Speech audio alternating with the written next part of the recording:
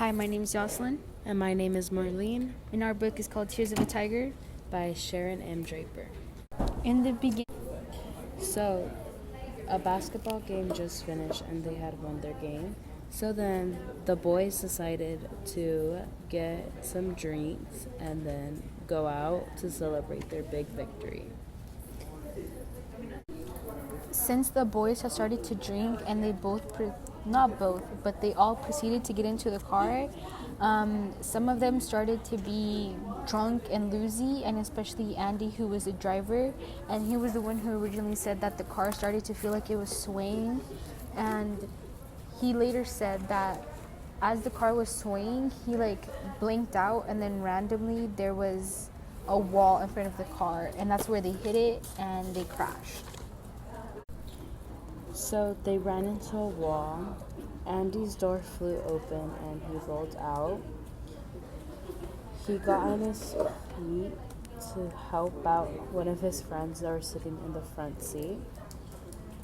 By the time 3 of the 4 teenagers had gotten out of the car except for one, which was Rob. He was stuck inside the car and they couldn't get him out. One of them wanted to jump onto the windshield to break the windshield window open to get him out, but then that's when the car caught on fire and Rob unfortunately died. The 3 characters who did survive the accident, the names of them were Tyrone, BJ, and Andy. However, out of the 3, the one that really felt the most grief and guilt out of it was the driver, Andy, because he felt like because of him, everything happened, and he felt like he killed his best friend, and then this caused him to sort of fall into a state of depression, which started to drive him away from getting a good education. It started to drive him away from people, from his family. Tyrone stated to the police officers that he remembers that he was crying and he was walking around on his, not walking around, he was crawling around on his hands and his knees, and he got glass shards all over him, which is the only reason and the only way he was really hurt. And he helped Andy get out of the front seat, but they were both trying to help Rob get out, but since Rob had the longest legs, he went through the windshield and he was stuck in it. And as they both tried to rescue him, the car caught on fire, and that's when everyone started to cry. But later in the book, it says that they all kind of smiled for a second because they were all glad that they survived the car accident, which makes Andy feel even more guilty because he smiled as Rob was burning in a fire. As Andy started to push away people, he got a therapist, which was named Mr. Carruthers, and the therapist suggested that he would write letters to Rob's parents explaining all the good times and that he's sorry, and the therapist thought that that would really help Andy get over with his grief, or at least help him grieve faster so he could be in a good state of mind.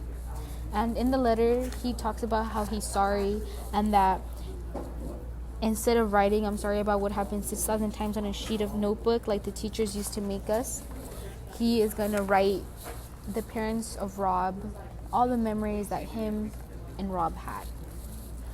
So some of the memories were them staying up at night watching cable TV and eating pizza that they ordered at 3 a.m., getting ice cream after basketball practice as they were on the basketball team together. They were all playing basketball with the rolled up sock and the wastebasket in Rob's bedroom. When they were riding in the backseat of your station wagon, all dressed up and nervous the night that me and Rob double dated for the freshman dance, having barbecues, going to King Islands, driving backwards through a McDonald's and having them call our parents, getting chicken pox, eating spaghetti, seeing you in the stands during our basketball games. That was targeted towards Rob's mom because Andy always felt a type of way that his parents never attended his games, and he felt like they didn't really support him, and they would always tell him that he has to keep pursuing what he dreams, but Andy felt like they didn't really support his dreams as they were never there. And so he always admired Rob's parents, and especially his mom, because she was always at every single game, and he felt that Rob's mom was supporting both Andy and Rob. In the book, when Andy is talking to his therapist asks, "How do you feel?" And Andy replies with, like a piece of crap, because it was my fault that Rob died. I was drinking, I was driving. And then the therapist asks Andy, do you think that Rob blames you? And Andy replies with, I don't know, probably not. He was such a cool dude. He never took anything hard, and everything was always really easy for him. And then the therapist tells him, so maybe you're blaming yourself for something that Rob forgives you? And even though the therapist clearly states that Rob is not blaming Andy for the incident, Andy still blames himself because Rob really had a future set out for him. Unlike Andy, and Rob had good grades, he was the captain of the basketball team, and he had a loving family who really did help him pursue his basketball college dreams. Besides Andy's therapist, another person that was really helpful to him was his girlfriend, Keisha. Keisha was always a shoulder for him to cry on, a person to always go to talk about his feelings, and she would always take Rob off Andy's mind until the talent show when Rob spoke very rudely to Keisha, which he has been doing a lot lately, is losing his temper around Keisha, and it's been bugging her. So during the talent show, Andy was being very rude to Keisha, and Keisha had enough of it and broke up with him. So after that, the talent show incident, Andy goes home and he's not feeling very well. He feels very depressed, and his psychiatrist told him that Andy can call him any day, any night, at any time if he ever needs anyone to talk to or needs help with anything. So Andy ended up calling him, but his psychiatrist wasn't at work because he was in Mexico because his mom was very sick. Then Andy later calls Keisha, and Keisha's mom answers, and Keisha's mom doesn't allow Andy to talk to Keisha because it's past midnight and she was already asleep. And Keisha's mom scolded Andy how he should be asleep and not bothering them at that hour. The thing that really led Andy to trying to call people for his help was that during school he would always have mental breakdowns, and he would randomly start to act out, especially during class when there was a Macbeth play or a Macbeth reading, and Andy randomly ran out the room and he started crying. And he would do this often, which also led to Keisha really getting fed up with him, because Keisha said that she was so sick and tired of Andy feeling sorry for himself, and that he was always depressed, and even when they would have a good time, something would just get Andy, and Andy would start again to feel depressed and sad. So all of these emotions were very overwhelming for Andy. And beginning of a quote from Andy: "There's nobody home. Everybody's gone for the day. I left for school, but halfway there, I forgot where I was going or why. So I came back here to sit on my lumpy, linty bedspread, wishing I had never been born, stroking the smooth, cool barrel of my father's shotgun. It is very, very quiet. I'm sorry for all I've done. So sorry, so very, very sorry." And end quote. That's where his speech cuts off, and later you find out that he had committed suicide. The school therapist suggested to the whole class that they should write letters to Andy talking about how they feel, because that would help them cope with the death of Andy. And this is a letter from Gerald. "You know what really pisses me off? You're a coward and a sellout. You decided to end your life without saying goodbye to anybody, without asking for anyone for help. You deserted your friends and family, the people who love you the most. Suicide is the coward's way out. Brave men face their problems. So what does that make you? I don't want to face my problems either. So what does that make me?" End quote. So here Gerald is very upset with Andy, and you can tell and so were a couple of other people, but a couple of his friends also felt very sorry for him, and they were grieving his death. So Monty's been begging his mom to take him to the cemetery to visit Andy. There, Monty has a conversation with Andy. This is one of the things he says, quote, "The only good part is that they pay me a whole lot of attention to me now. I got a computer for my birthday last week. You forgot I had a birthday coming, didn't you? You forgot about me completely, didn't you?" End quote.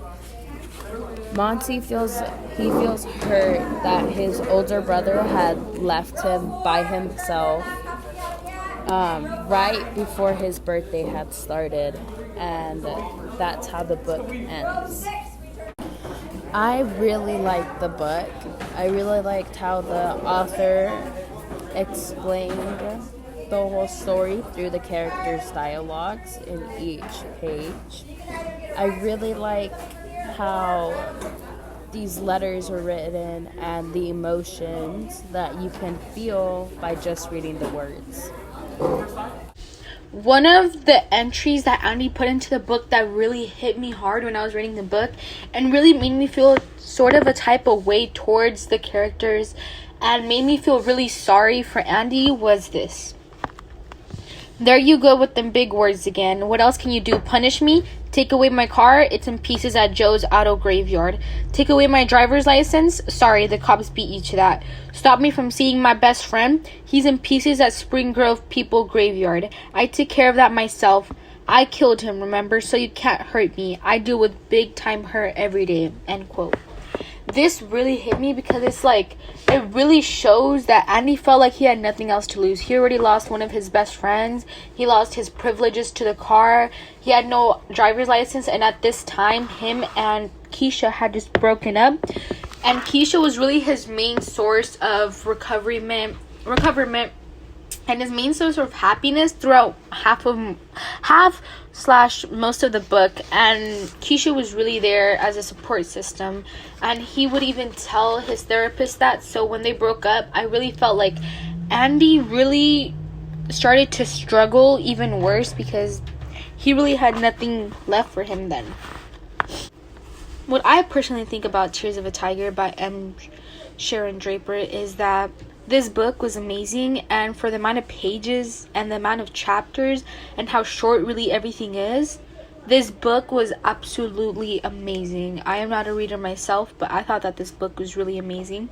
The ways the characters developed was amazing. The plot was amazing. The setting, the time that it happened, the way it was telling everything, the way the characters drifted away from each other and then all got back together later in the book to write those letters for Andy, and the way that they each were sort of telling their side of the story in the book really made you see all the different points of views, and it made you realize that everyone was sort of suffering. Some, for the most, really was Andy. He was really the one really suffering through this.